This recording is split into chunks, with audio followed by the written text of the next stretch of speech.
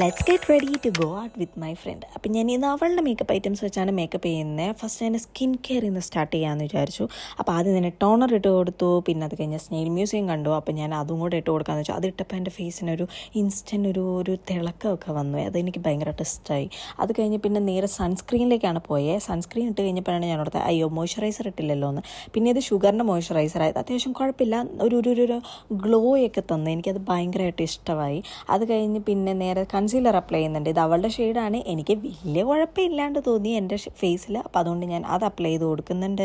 അത് കഴിഞ്ഞിട്ട് പിന്നെ ഞാൻ ഐബ്രോസ് ഫില്ല് ചെയ്യാമെന്ന് വിചാരിച്ചു. ഞാൻ നോക്കിയപ്പോൾ ഇത് അവളുടെ പെട്ടിയിലിരിക്കണ കണ്ടു വന്നാൽ പിന്നെ അതും കൂടെ ചെയ്തേക്കാമെന്ന് വിചാരിച്ചു. അത് കഴിഞ്ഞ് ഐലൈനർ തപ്പിയപ്പോൾ ഐലൈനർ കാണാനില്ല. അവൾ കൂടുതലും കാജലാണ് ഉപയോഗിക്കുന്നതെന്ന് പറഞ്ഞു. എന്നാൽ പിന്നെ കാജൽ ഇട്ട് കൊടുക്കാമെന്ന് വിചാരിച്ചു. കാജൽ ഞാൻ നോർമലി വാട്ടർ ലൈനിൽ ഇടാറില്ല. അപ്പോൾ അതുകൊണ്ട് ഞാൻ മുകളിൽ മാത്രം അപ്ലൈ ചെയ്തിട്ട് മസ്കാര ഇട്ട് അപ്പോൾ നമ്മുടെ കണ്ണിലൊരു ഐലൈനർ ഇട്ട ഫീലൊക്കെ കിട്ടും. പിന്നെ ബ്ലഷായിട്ട് ഐഷാഡായിട്ട് അവളുടെ ലിപ്സ്റ്റിക് തന്നെയാണ് ഞാൻ യൂസ് ചെയ്തത്. അതിട്ടിപ്പോൾ തന്നെ എന്നെ കാണാൻ കുറച്ചും കൂടെ ഗ്ലാമറായി. എനിക്കത് ഭയങ്കര ഇഷ്ടമായി കേട്ടോ. പിന്നെ ഞാൻ ഫേസസ് കാനഡയുടെ ലിപ്സ്റ്റിക് തന്നെയാണ് ഉപയോഗിക്കുന്നത്. അപ്പം ഞാനൊരു ലിപ് ലൈനർ ഇട്ടിട്ട് അതിട്ടു. ഈ ഫേസസ് കാനഡയുടെ ലിപ്സ്റ്റിക് ഭയങ്കര അടിപൊളിയാട്ടോ. ഇത് നമ്മുടെ ഫേസിൽ ഇടുമ്പോൾ തന്നെ നമ്മുടെ ഫേസിന് ഭയങ്കര ബ്രൈറ്റ്നെസ് വെച്ച പോലെയായിരിക്കും.